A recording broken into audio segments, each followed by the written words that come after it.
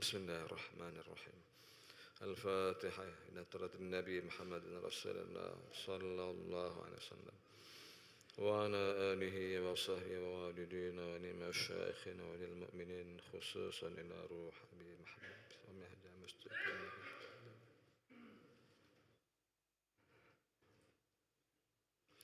وإلى طرد النبي محمد رسول الله صلى الله عليه وسلم فإننا لهم الفاتحة. أعوذ بالله من الشيطان الرجيم. بسم الله الرحمن الرحيم. الحمد لله رب العالمين الرحمن الرحيم مالك يوم الدين إياك نعبد وإياك نستعين اهدنا الصراط المستقيم صراط الذين أنعمت عليهم غير المغضوب عليهم ولا الضالين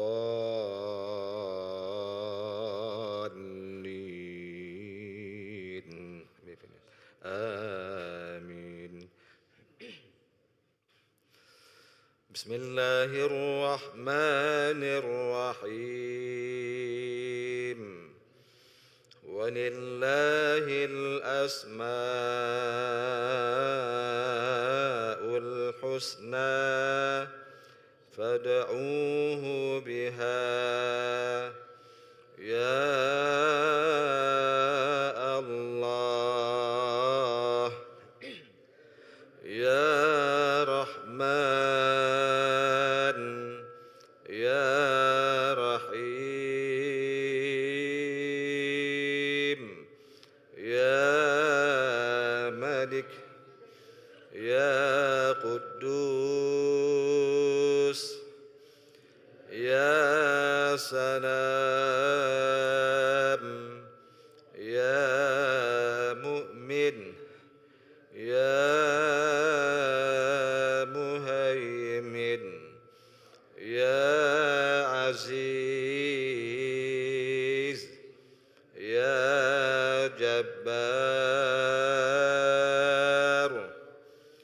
يا متكبر يا خالق يا بارئ يا مصور يا غفار يا قهار يا وهاب يا رزاق يا فتاح يا عليم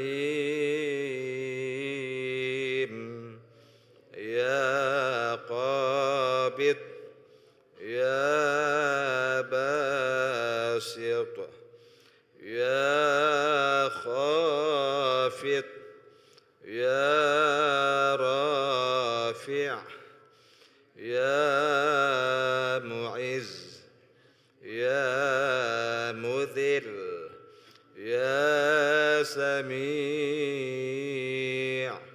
يا بصير يا حكم يا عدل يا لطيف يا خبير يا حليم يا عظيم يا غفور يا شكور يا علي يا كبير يا حفيظ يا مقيت حسيب يا جليل يا كريم يا رقيب يا مجيب يا واسع يا حكيم يا ودود يا مجيد يا باعث يا شهيد يا حق يا وكيل يا قوي يا متين يا ولي يا حميد يا محصي يا مبدئ يا معيد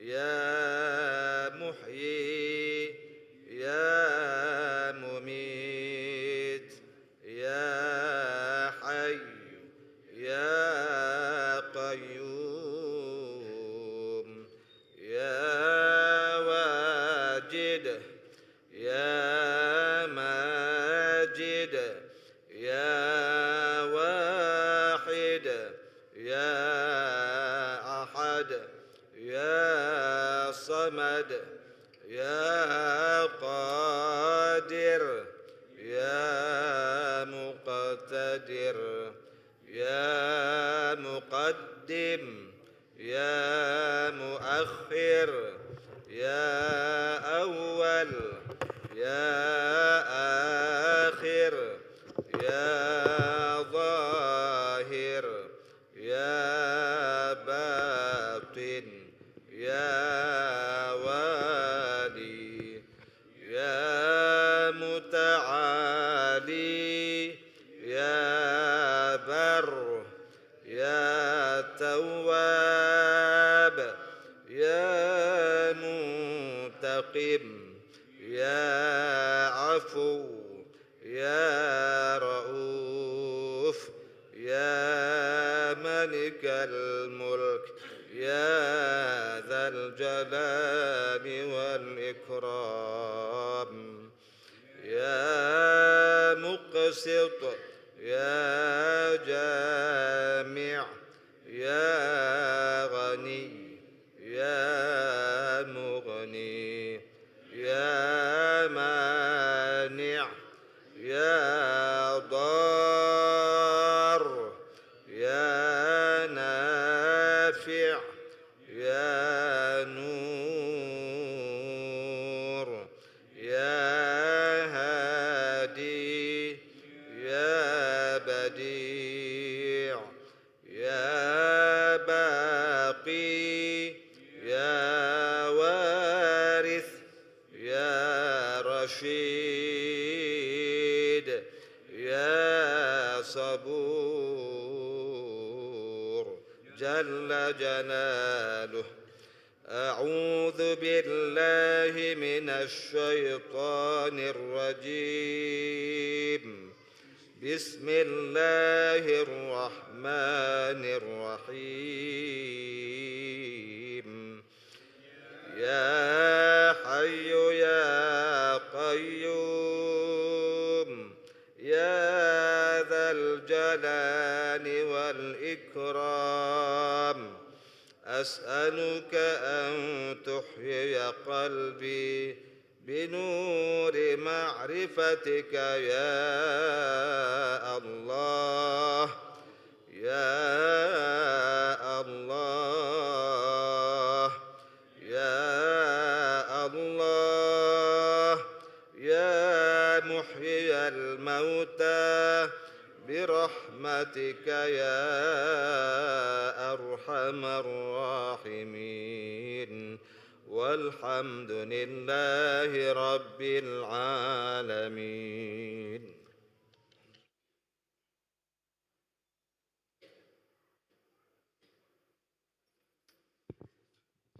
الله أكبر الله أكبر. أشهد أن لا إله إلا الله.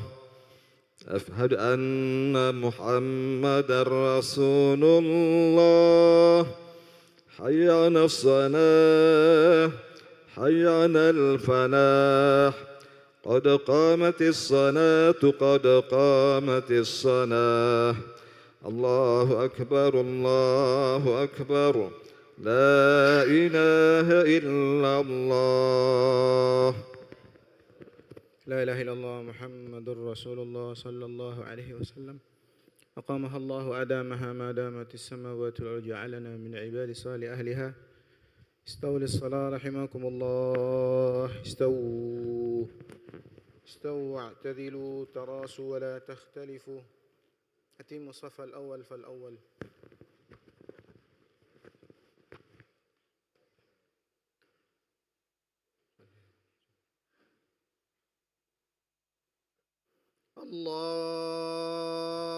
الله أكبر.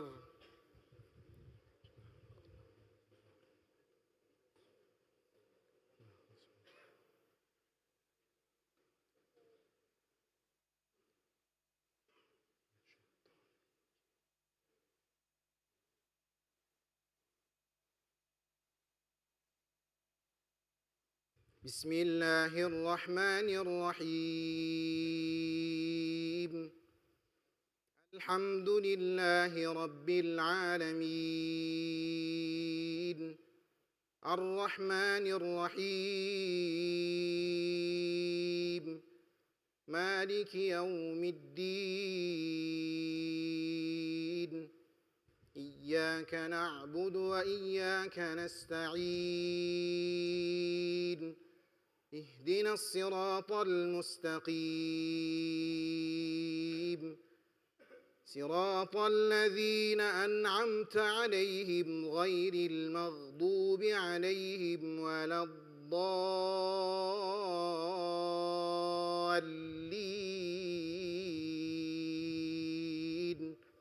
آمين.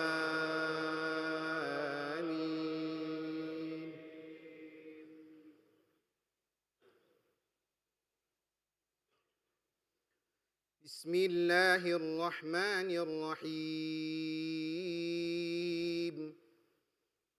يسبح لله ما في السماوات وما في الأرض الملك القدوس العزيز الحكيم.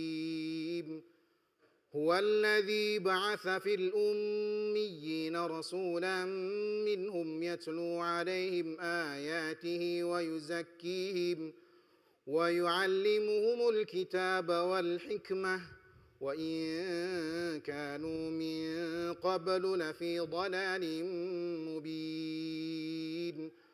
وآخرين منهم لما يلحقوا بهم من خلفهم ألا خوف عليهم ولا هم يحزنون. وآخرين منهم لما يلحقوا بهم وهو العزيز الحكيم. ذلك فضل الله يؤتيه من يشاء والله ذو الفضل العظيم. مثل الذين حملوا التوراة ثم لم يحملوها كمثل الحمار يحمل أسفارا. بئس مثل القوم الذين كذبوا بآيات الله والله لا يهدي القوم الظالمين. قل يا أيها الذين هادوا إن زعمتم أنكم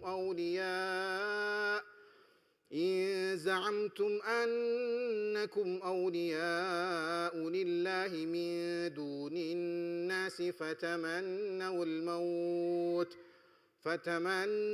الموت إن كنتم صادقين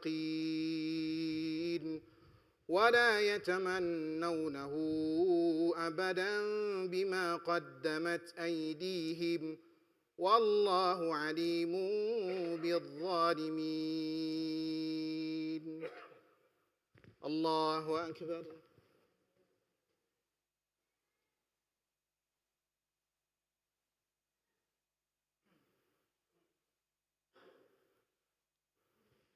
سمع الله لمن حمده.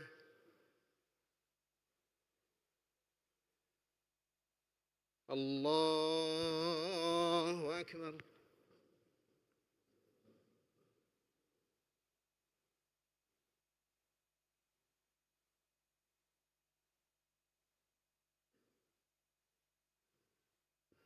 الله أكبر.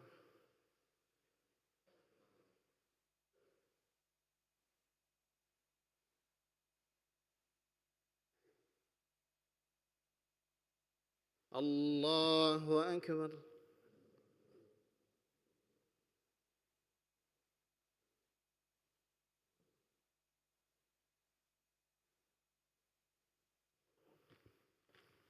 الله أكبر. بسم الله الرحمن الرحيم. الحمد لله رب العالمين الرحمن الرحيم مالك يوم الدين إياك نعبد وإياك نستعين اهدنا الصراط المستقيم صراط الذين أنعمت عليهم غير المغضوب عليهم ولا الضالين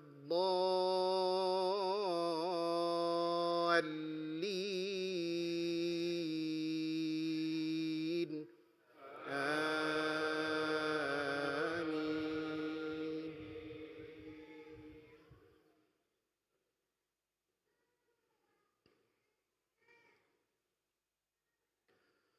قل إن الموت الذي تفرون منه فإنه ملاقيكم ثم تردون إلى عالم الغيب والشهادة فينبئكم بما كنتم تعملون. يا أيها الذين آمنوا إذا قودي للصلاة من يوم الجمعة فاسعوا إلى ذكر الله وذروا البيع ذلكم خير لكم إن كنتم تعلمون. فإذا قضيت الصلاة فانتشروا في الأرض وابتغوا من فضل الله واذكروا الله كثيرا لعلكم تفلحون. وإذا رأوا تجارة أو لهوا انفضوا إليها وتركوك قائما قل ما عند الله خير من اللهو ومن التجارة والله خير الرازقين.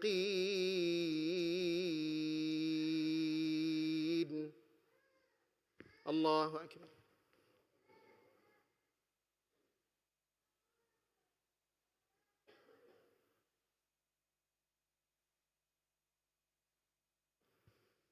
سمع الله لمن حمده. اللهم اهدنا فيمن هديت وعافنا فيمن عافيت وتولنا فيمن توليت وبارك لنا فيما أعطيت وقنا برحمتك شر ما قضيت.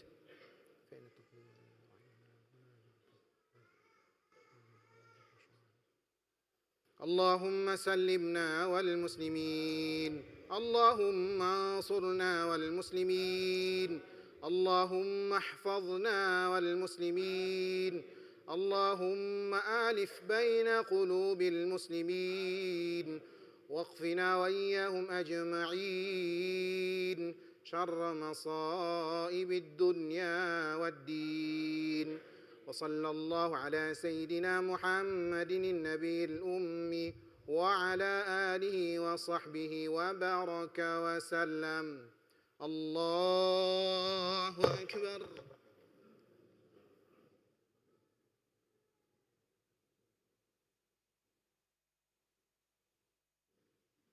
الله أكبر.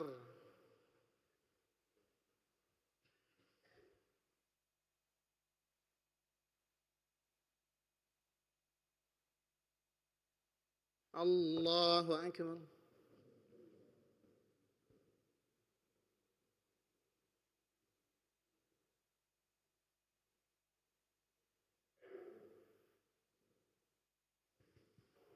الله أكبر.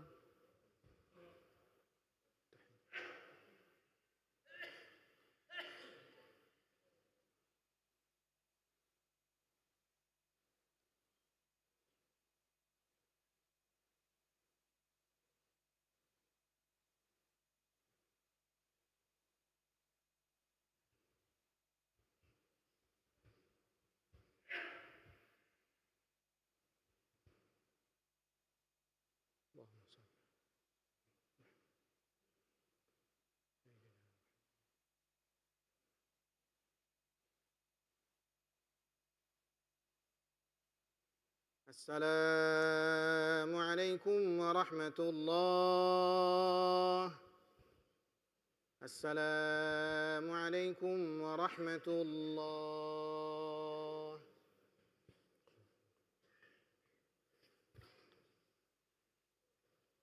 استغفر الله العظيم الذي لا إله إلا هو الحي القيوم وأتوب إليه. أستغفر الله العظيم الذي لا إله إلا هو الحي القيوم وأتوب إليه. أستغفر الله العظيم الذي لا إله إلا هو الحي القيوم وأتوب إليه. لا إله إلا الله وحده لا شريك له، له الملك وله الحمد يحيي ويميت وهو على كل شيء قدير. لا إله إلا الله وحده لا شريك له، له الملك وله الحمد يحيي ويميت وهو على كل شيء قدير. لا إله إلا الله وحده لا شريك له، له الملك وله الحمد يحيي ويميت وهو على كل شيء قدير. لا إله إلا الله وحده لا شريك له، له الملك وله الحمد يحيي ويميت وهو على كل شيء قدير. لا إله إلا الله وحده لا شريك له، له الملك وله الحمد يحيي ويميت وهو على كل شيء قدير. لا إله إلا الله وحده لا شريك له، له الملك وله الحمد يحيي ويميت وهو على كل شيء قدير. لا إله إلا الله وحده لا شريك له، له الملك وله الحمد يحيي ويميت وهو على كل شيء قدير. لا إله إلا الله وحده لا شريك له، له الملك وله الحمد يحيي ويميت وهو على كل شيء قدير. لا إله إلا الله وحده لا شريك له، له الملك وله الحمد يحيي ويميت وهو على كل شيء قدير. لا إله إلا الله وحده لا شريك له، له الملك وله الحمد يحيي ويميت وهو على كل شيء قدير. اللهم أجرنا من النار، اللهم أجرنا من النار، اللهم أجرنا من النار، اللهم أجرنا من النار، اللهم أجرنا من النار، اللهم أجرنا من النار، اللهم أجرنا من النار السالمين. اللهم أنت السلام ومنك السلام وإليك يعود السلام، فحينا ربنا بالسلام وادخلنا الجنة دار السلام. تباركت ربنا وتعاليت يا ذا الجلال والإكرام.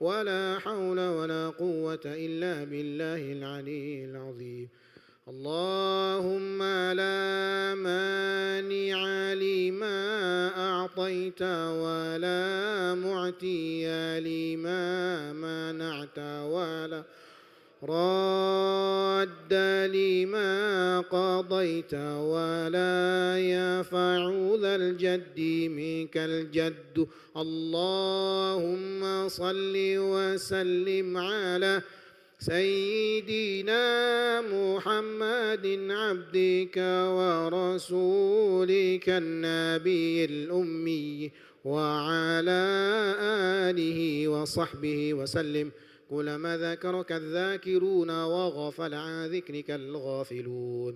وسلم رضي الله تعالى عن سادتنا أصحاب سيدنا رسول الله أجمعين. وحسبنا الله ونعم الوكيل ولا حول ولا قوة إلا بالله العلي العظيم. نستغفر الله العظيم.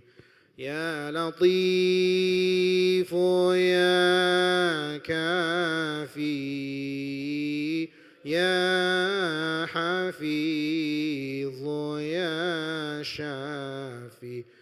الله يا لطيف يا كافي يا حفيظ يا شافي. الله يا لطيف يا وافي. الله يا كريم أنت الله.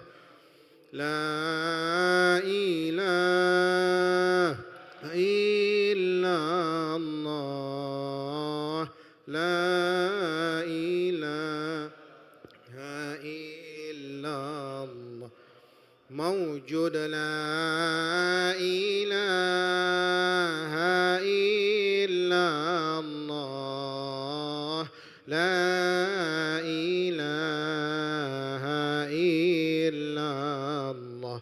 معبود لا إله إلا الله. لا إله إلا الله. مقصود لا إله إلا الله. لا إله إلا الله. عظيم لا إله إلا الله. دائم لا إله إلا الله. لا إله إلا الله سيدنا محمد رسول الله صلى الله عليه وسلم كلمة الحق عليها نحيا وعليها نموت وبها نبعث إن شاء الله برحمة الله والكرم من الآمنين. إن الله وملائكته يصلون على النبي يا أيها الذين آمنوا صلوا عليه وسلموا تسليما. إلى حضرة النبي المصطفى رسول الله محمد صلى الله عليه وسلم وعلى آله وأصحابه وذريته ولبيته. الفاتحة. إياك نعبد وإياك نستعين.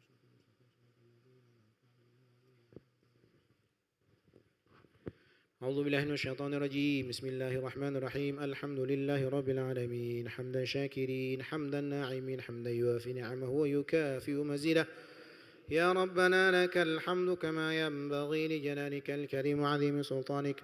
اللهم صل صلاة كاملة وسلم سلاما تاما على سيدنا محمد الذي تنحل بالعقد وتنفرج بالقرب وتقضى بالحوائج وتنال به الرغائب وحسن الخواتم وسص الغمام بوجهه الكريم وعلى آله وصحبه في كل لمحة ونفس بعدد كل معلوم لك. اللهم اغفر لنا ذنوبنا ولوالدينا وارحمهم كما ربونا صغارا ولجميع المؤمنين والمؤمنات والمسلمين والمسلمات الأحياء منهم والأموات برحمتك يا أرحم الراحمين.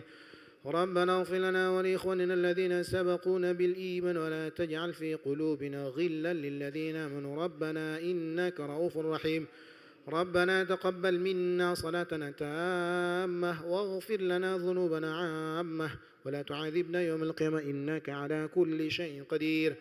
اللهم بك أصبحنا وبك أمسينا وبك نحيا وبك نموت وإليك النشور. بسم الله الذي لا يضر مع اسمه شيء في الأرض ولا في السماء وهو السميع العليم. اللهم إنا نعوذ بك من الهم والهزل ومن العجز والكسل ومن الجبن والبخل ومن غلبة الدين وقهر الرجال ونعوذ بك من السآمة والملالة ونعوذ بك من المعث والمغرم. ربنا هب لنا من أزواجنا وذريتنا قرة أعين واجعلنا للمتقين إماما. رب اجعلنا مقيمين الصلاة ومن ذريتنا ربنا وتقبل دعاء. ربنا هب لنا من الصالحين. ربنا آتنا من لدنك رحمة وهيئ لنا من أمرنا رشدا.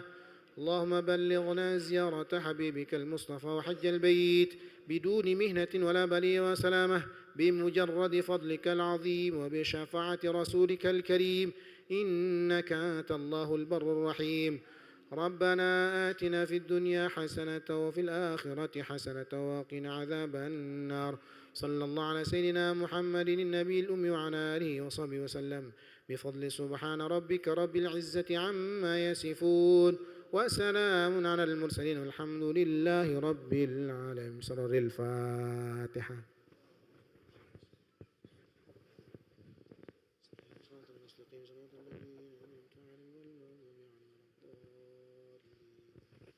آمين آمين يا رحمن آمين يا رحيم آمين يا وسائل لا حول ولا قوة إلا بالله العلي العظيم.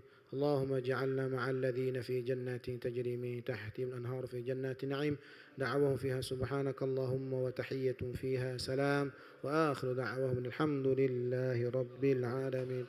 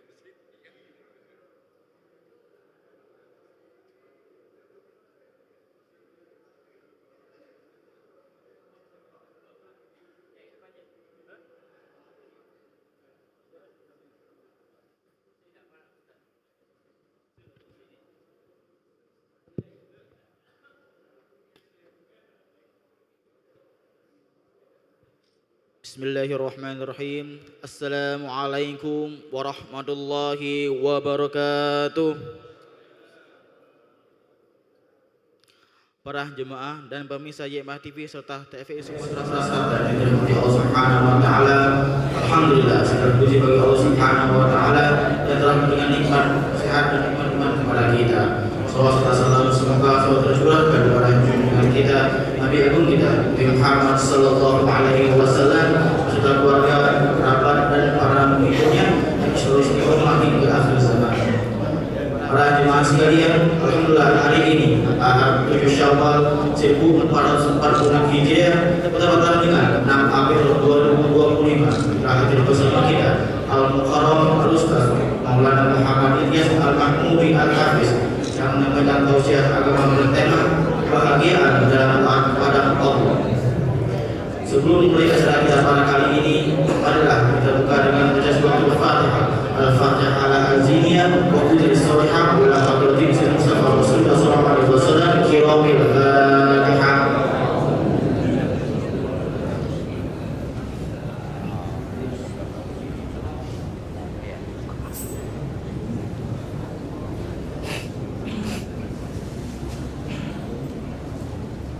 Selanjutnya adalah kita dengarkan secara seksama tausiah agama yang disampaikan oleh Al-Mukarram Ustaz Maulana Muhammad Ilyas Al-Mahmudi Al-Hafiz Ar-Ustaz alaihi fadlatul mashkur. Shallu ala Nabi Muhammad.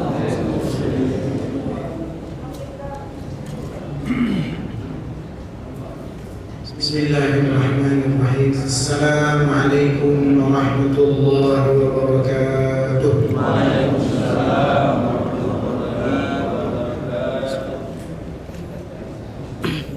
إن الحمد لله نحمده ونستعينه ونستغفره ونؤمن به ونتوكل عليه ونعوذ بالله من شرور أنفسنا ومن سيئات أعمالنا من يهده الله فلا مضل له ومن يضلل فلا هادي له أشهد أن لا إله إلا الله وحده لا شريك له وأشهد أن سيدنا محمدا عبده ورسوله لا نبي ورسول بعده.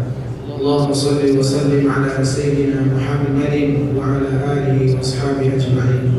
أما بعد، وقد قال الله سبحانه وتعالى في القرآن الكريم بعد أعوذ بالله من الشيطان الرجيم بسم الله الرحمن الرحيم إن الذين قالوا ربنا الله ثم استقاموا تتنزل عليهم الملائكة ألا تخافوا ولا تحزنوا وأبشروا بالجنة التي كنتم توعدون نحن أولياؤكم في الحياة الدنيا وفي الآخرة ولكم فيها ما تشتهي أنفسكم ولكم فيها ما تدعون نزلا من غفور رحيم.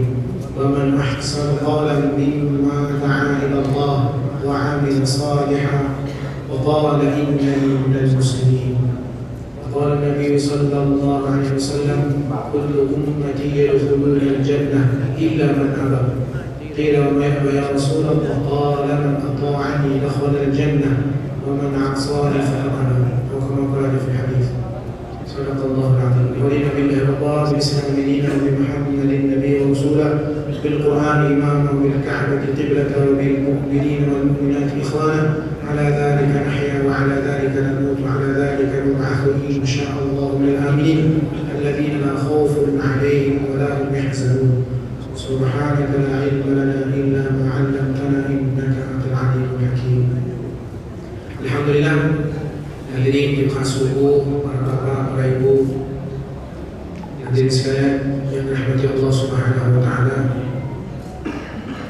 Masih dalam suasana lebaran. Jadi kalau kata Ustaz Mas Ali, lebaran di Palembang ini 30 hari. Kalau di Arab sana ketika pas lebaran taqabbalallahu minna wa minkum Eid Mubarak selesai hari itulah. Dan Palembang ini 30 hari lebaran. Jadi masih dalam suasana lebaran. Kami mengucapkan minal aidin wal faizin, mohon maaf lahir dan batin. Baik, jemaah sekalian rahmati Allah Subhanahu wa taala. Allah Subhanahu wa taala telah melimpahkan banyak karunia kepada kita ini sehingga kita baru saja dibangunkan oleh Allah Subhanahu wa taala dari mati yang sementara, yaitu tidur. Kita katakan bahwasanya tidur ini adalah saudaranya kematian. Makanya doa dalam bangun tidur itu alhamdulillahilladzi ahyana. Segala puji bagi Allah yang telah menghidupkan. Di dunia ini berapa banyak orang yang tidur tidak bangun-bangun lagi. Ada tempat kami isi imam di Masjid Raya itu Ahmad. Apa namanya? Zuhur ketemu, asar ketemu, maghrib isya ketemu ngaji ke masjid. Begitu tengah lalu tiba-tiba ada pengumuman beliau wafat. Hidup tidak pengumuman lagi. Pada diulang dokter jantung.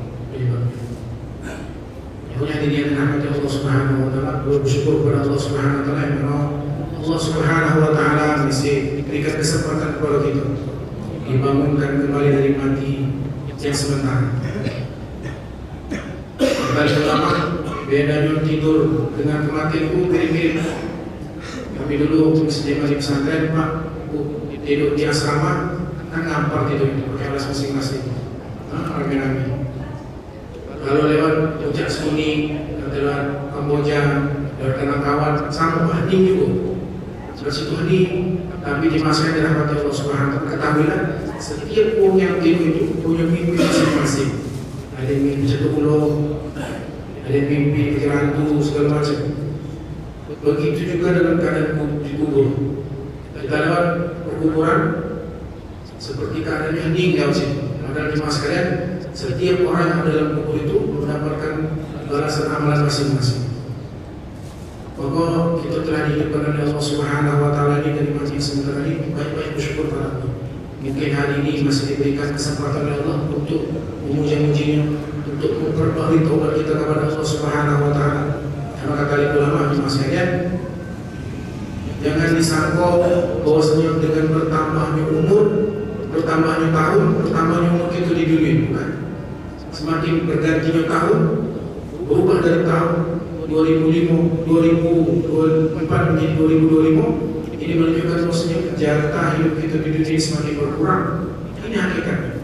Semakin hari semakin berkurang, semakin hari semakin berkurang. Karena setiap manusia ini telah Allah SWT jatah setiap orang ini takdirkan rezekinya masing-masing. Maka tidak akan meleset rezeki seorang ini kepada yang lain. Katakan bahwasanya untuk satu suap nasi sampai ke mulut seseorang ini memerlukan berapa ribu asbab untuk bisa sampai ke mulut seseorang hamba.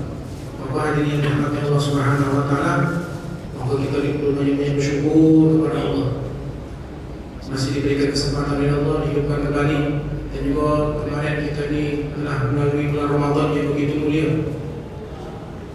Katakan oleh ulama, jangan sampai kita ini beribadah atau kenal dengan Allah hanya pada bulan tertentu.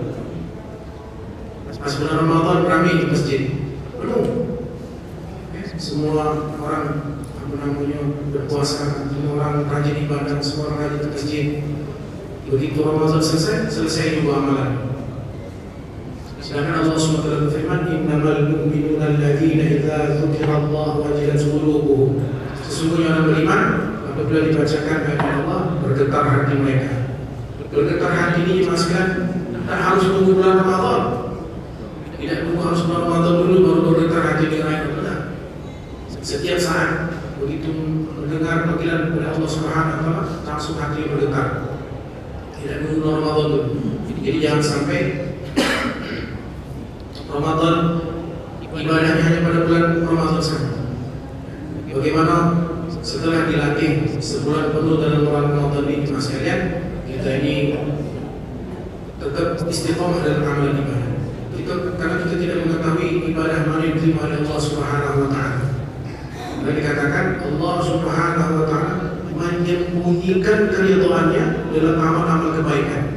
Tak tahu amalan yang mana diterima oleh Allah. Masalahnya di sini. Kalau semua kita tahu amalan mana diterima oleh Allah, ya mungkin terang-terang masalahnya sekarang ini kita tidak tahu amalan mana yang diterima oleh Allah.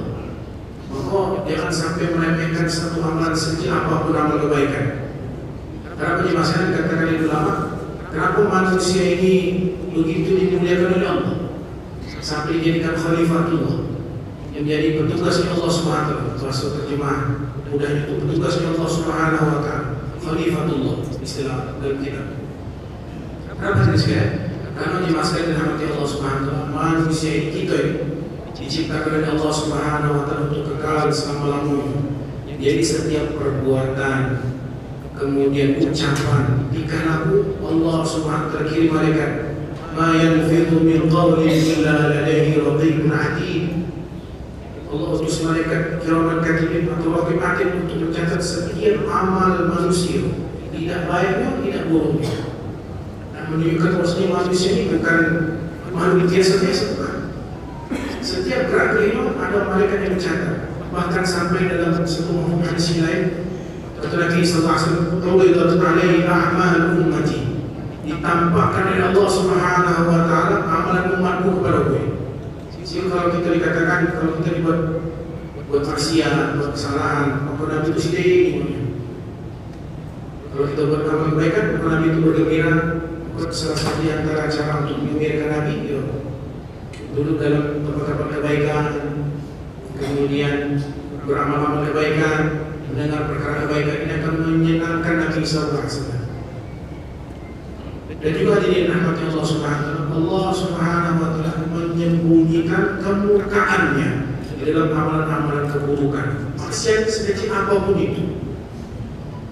Mungkin satu dia amal ibadah banyak, ada 1 menit yang dia ini atau 1 detik yang dia ada kufur hatinya kepada Allah Subhanahu wa taala.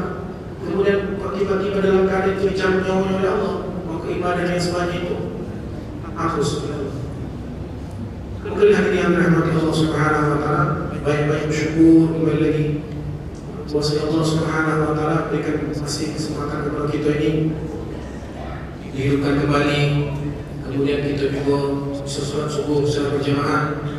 Dalam hadis Nabi yang lain, sampai sholat isya berjamaah, kemudian sholat subuh secara berjamaah, maka dihitung pahala dia telah ibadah sunat 10 malam.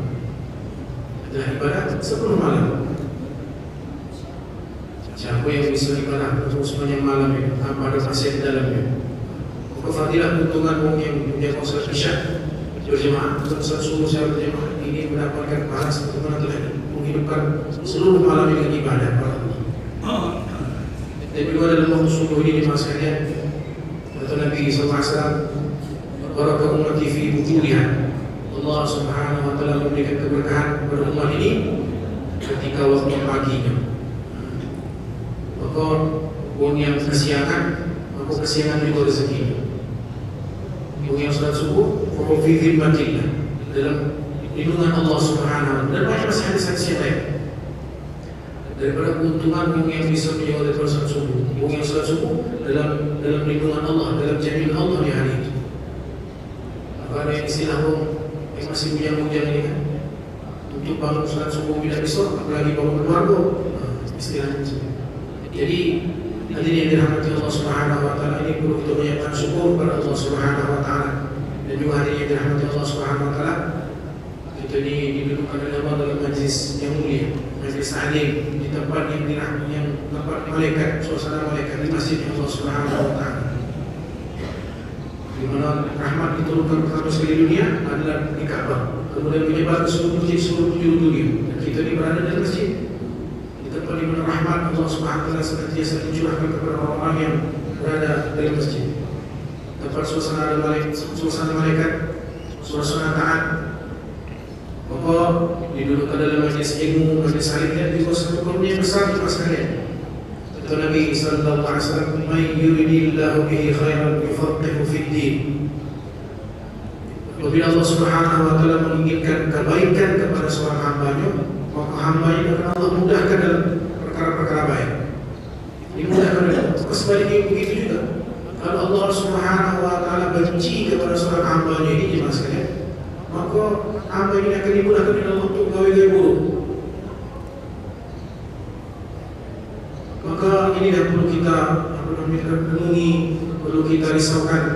Karena hadirin dirahmati Allah Subhanahu wa taala, tidak ada jaminan dari Allah Subhanahu wa taala tentang perkara iman ini kalau kita tidak mengusahakannya. Maka usaha atas iman, perkara atas iman ini betul-betul perkara yang luar biasa, yang perlu dijaga betul-betul.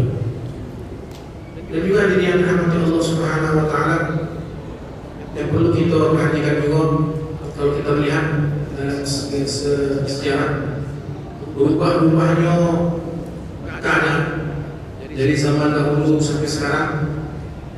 Semua manusia, baik laki-laki maupun perempuan,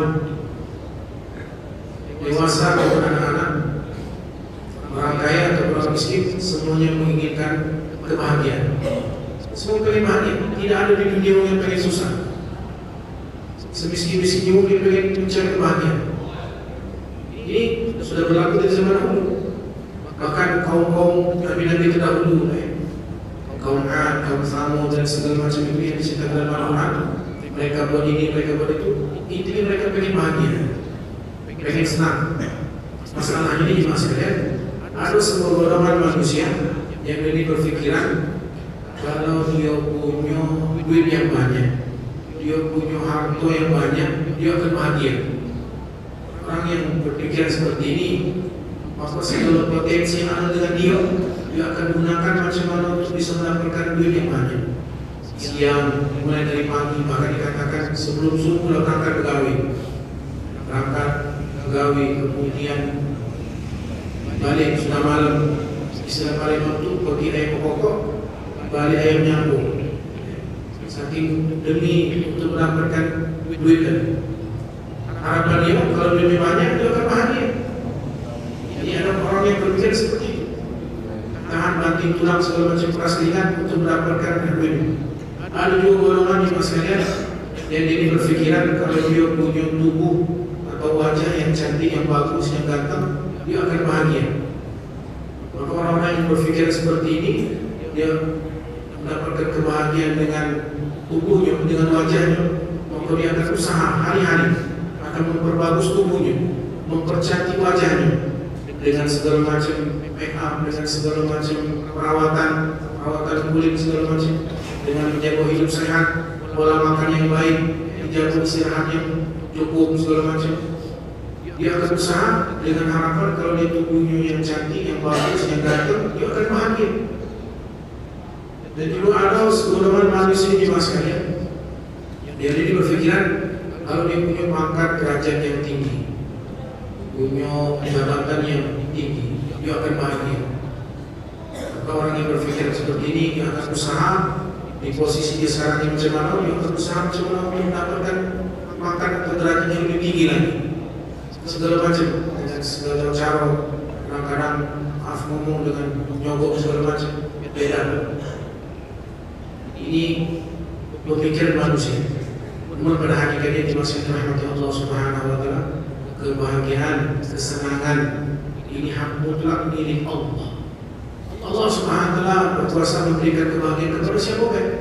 Walaupun kejiwanya kehidupannya susah, makan kadang tidak, tapi Allah tanamkan rasa bahagia dalam hati. Banyak kalau kita lihat ngomongnya di pinggir jalan kadang-kadang makan biasa, bisa tidur nyenyak di pinggir jalan, tidak kaki pikiran apa-apa. Bahkan kata pernah ada seorang kiai dia ngomong, yang kaya itu sebenarnya siapa? Apakah orang yang punya tabungan dalam rekening yang sampai miliaran, sampai ratusan miliar? Bukan. Tapi dia ada rasa haus dengan dunia. Itu bukan orang yang kaya namanya. Orang yang kaya pada hakikatnya adalah dia pegang 100.000, ada dalam kantongnya, ada dalam dompetnya, tapi dia tidak kepengen apa-apa. Dia merasa cukup dengan apa yang Allah telah berikan kepada dia. Ini orang kaya sebenarnya. Rasa cukup itu. Dan rasa ini dimaksudkan Allah Subhanahu wa taala megang. Dalam genggaman Allah Subhanahu wa taala. Rasa bahagia, ketenangan ini dalam genggaman Allah Subhanahu wa taala. Dan Allah Subhanahu wa taala telah memutuskan kalau manusia ingin bahagia, kalau manusia ingin senang hanya dengan mentaati perintah Allah. Ingin senang, ingin bahagia hanya dengan mentaati perintah Allah. Seumpama kalau memang catatannya dia jadi orang yang kaya, karena kaya miskin ini Pak, Bu, sudah catatan yang samanya. Ketika manusia akan dilahirkan, harus siap ditulis, termasuk kaya atau miskin. Bahkan kadang banyak itu juga tidak sekolah bapaknya, tapi duitnya banyak. Aku punya kawan Pak, penjualan iwak di pasar 26 itu, kayak masih.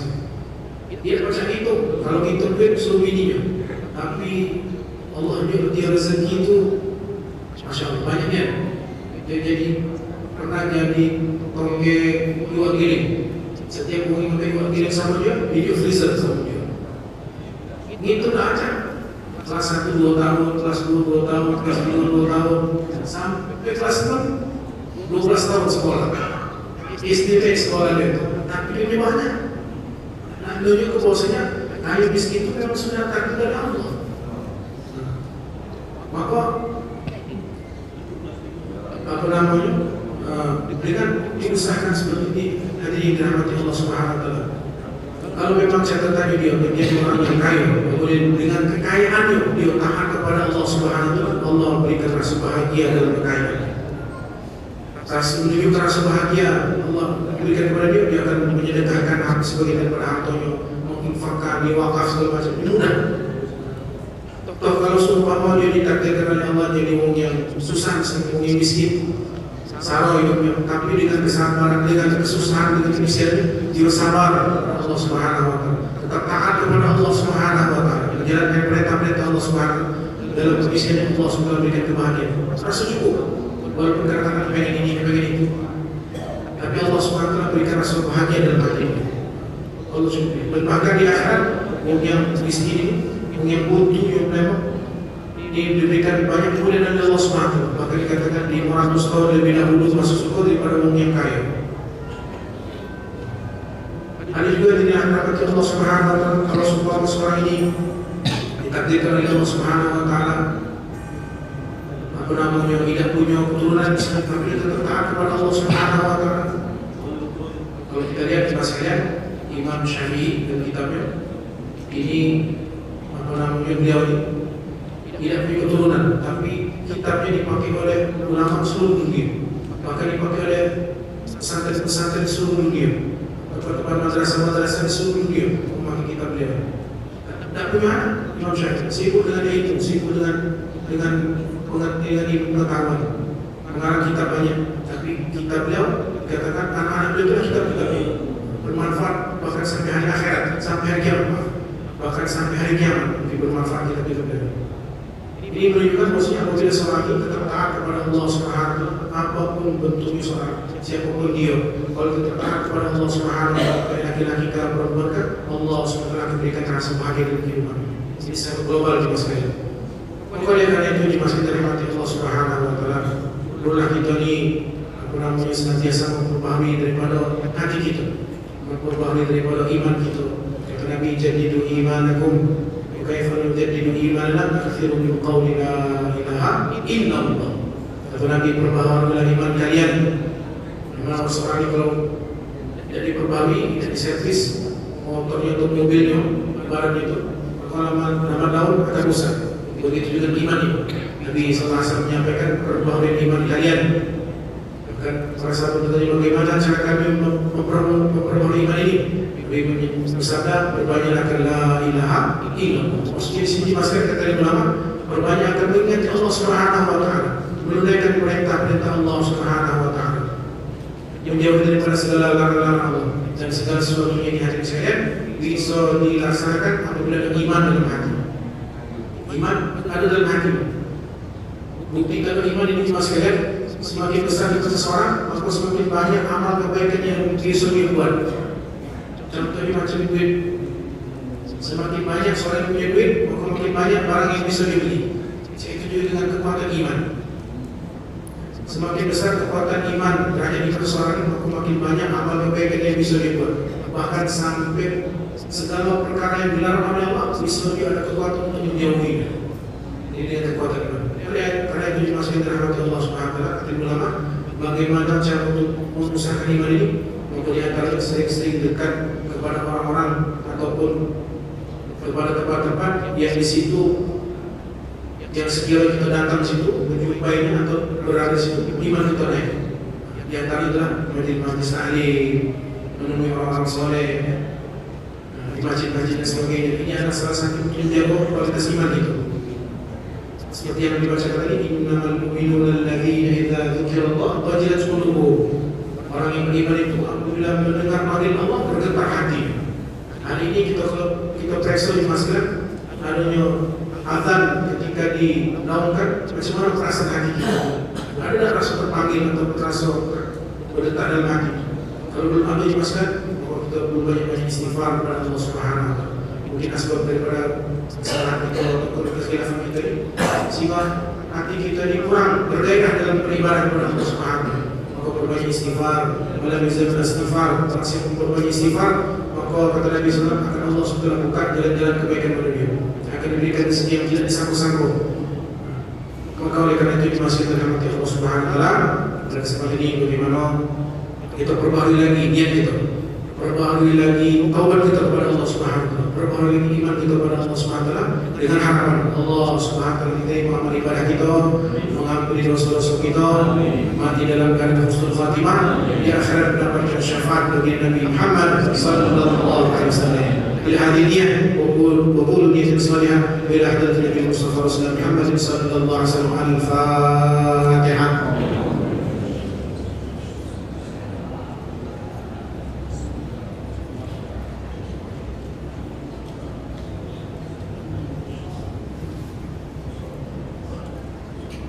أعوذ بالله من الشيطان الرجيم. بسم الله الرحمن الرحيم. والعاقبة للمتقين ولا عدوان إلا على الظالمين. اللهم افتح لنا فوت العارفين والهمنا إلهام الملائكة المقربين وارزقنا فهم الأنبياء المرسلين. اللهم فقهنا في الدين وعلمنا التأويل واهدنا إلى صراط السبيل. ربنا زدنا علما، ربنا زدنا نورا، ربنا زدنا تقوى، ربنا زدنا ورعا، ربنا آتنا من لدنك رحمة وهيئ لنا من أمرنا رشدا. اللهم إنا نسألك من خير ما سألك من نبيك محمد صلى الله عليه وسلم والأنبياء والمرسلون والملائكة المقربون وعبادك الصالحون، ونعوذ بك من شر ما سألك من نبيك محمد صلى الله عليه وسلم. وأنت المستعان وعليك البلاء ولا حول ولا قوة إلا بالله العلي العظيم. اللهم حبب إلينا الإيمان وزينه في قلوبنا وكره إلينا الكفر والفسوق والعصيان واجعلنا من الراشدين. اللهم اهدنا واهد بنا واهدنا جئنا واجعلنا سببا للبلاء. اللهم اهدنا الصراط المستقيم، اللهم اهدنا الصراط المستقيم، صراط الذين أنعمت عليهم من النبيين والصديقين والشهداء والصالحين وحسن أولئك رفيقا. اللهم اختم لنا بحسن الخاتمة ولا تختم علينا بسوء الخاتمة. اللهم اجعل آخر كلامنا شهادة أن لا إله إلا الله وأن محمدا رسول الله. ربنا آتنا في الدنيا حسنة وفي الآخرة حسنة وقنا عذاب النار. صلى الله على خير خلقه محمد وعلى آله وصحبه وسلم. سبحانك اللهم وبحمدك أشهد أن لا إله إلا أنت أستغفرك وأتوب إليك. والحمد لله رب العالمين. وبالله الهداية. والسلام عليكم ورحمة الله وبركاته. Alhamdulillah, syukurlah kepada